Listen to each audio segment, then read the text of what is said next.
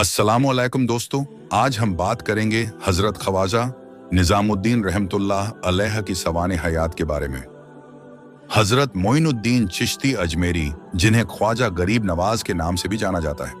ख्वाजा मोइनुद्दीन चिश्ती इस्लाम के एक ऐसे महान सूफी संत रहे हैं जिन्होंने इस्लाम के सूखते दरख्त को फिर से हरा भरा किया, जो गरीबों के मसीहा थे, खुद भूखे रहकर दूसरों को खाना खिलाते थे, जो अल्लाह के सच्चे बंदे थे। अल्लाह ने उन्हें रूहानी ताकतें बख्शी थी, जिनके मानने वालों की एक बड़ी संख्या है, जिनको इस्लाम धर्म के लोग ही नहीं बल्कि हिंदू, सिख आदि अन्य सभी धर्मों के लोग भी मानते हैं। और ये दरगाह आज भी हिंदुस्तान की सर जमी को रोशन कर रही है। आज की इस वीडियो में हम ख्वाजा गरीब नवाज की पूरी जिंदगी के बारे में जानेंगे। तो आइए दोस्तों, शुरू करते हैं। हजरत मोइनुद्दीन चिश्ती के वालिद का नाम हजरत ख्वाजा ग्यासुद्दीन था और वालिदा का नाम बीबी उम्मुल वरा था। कहा जाता है कि ख्वाजा के माता पिता का खानदानी नसबनामा हजरत अली से जाकर मिलता है, जिससे यह साबित होता है कि ख्वाजा गरीब नवाज हजरत अली की नस्ल में से थे।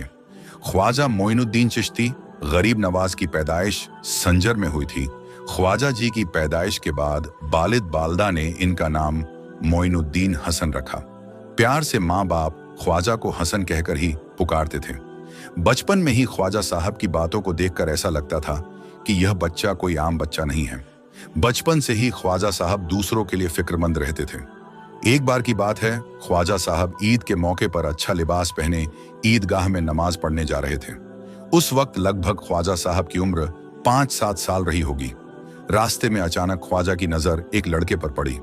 वह लड़का आंखों से अंधा था और फटे पुराने कपड़े पहने हुए था। ख्वाजा साहब ने जब उस लड़के को देखा तो बहुत दुख हुआ। ख्वाजा ने अपने कपड़े उसी समय उतारकर उस लड़के को पहना दिए और उसे अपने साथ ईदगाह में ले गए।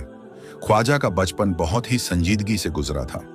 ख्वाजा साहब और बच्चों की तरह खेलकूद नहीं करते थे। हजरत ख्वाजा मोइनुद्दीन चिश्ती अजमेर में पहली बार 1190 में आए थे। इस समय अजमेर पर राजा पृथ्वीराज चौहान का शासन था। जब हजरत गरीब नवाज अपने साथियों के साथ अजमेर पहुंचे तो ख्वाजा ने अजमेर शहर से बाहर एक जगह पेड़ों के साए के नीचे अपना ठिकाना बनाया। लेकिन राजा पृथ्वीराज के सैनिकों ने ख्वाजा साहब को वहां ठहरने नहीं दिया। उन्होंने ख्वाजा साहब से कहा, आप यहां नहीं बैठ सकते हैं, यह जगह राजा के ऊंटों के बैठने की है। ख्वाजा गरीब नवाज को यह बात बुरी लगी। ख्वाजा ने कहा, अच्छा ऊंट बैठते हैं तो बैठे।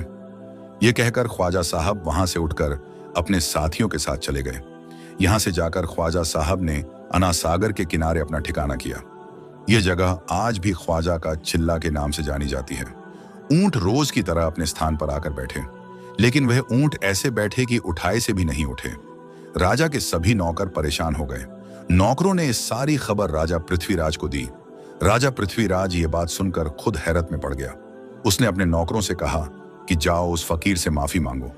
नौकर ख्वाजा साहब के पास गए और उनसे माफी मांगने लगे। ख्वाजा साहब ने नौकरों को माफ कर दिया और कहा, अच्छा जाओ, ऊंट खड़े हो गए हैं। नौकर खुशी खुशी ऊंटों के पास गए और उनकी खुशी हैरत में बदल गई जब उन्होंने जाकर देखा कि ऊंट खड़े हुए थे। इसके बाद भी ख्वाजा की वहां अनेक करामातें हुई और धीरे धीरे अजमेर और आसपास के क्षेत्र में ख्वाजा की प्रसिद्धि चारों ओर फैल गई। ख्वाजा साहब की करामातें देखकर साधु राम और अजयपाल ने भी इस्लाम कबूल कर लिया। मिलते हैं किसी नई वीडियो के साथ। तब तक के लिए आप हमारे चैनल को सब्सक्राइब करें। अल्लाह हाफिज।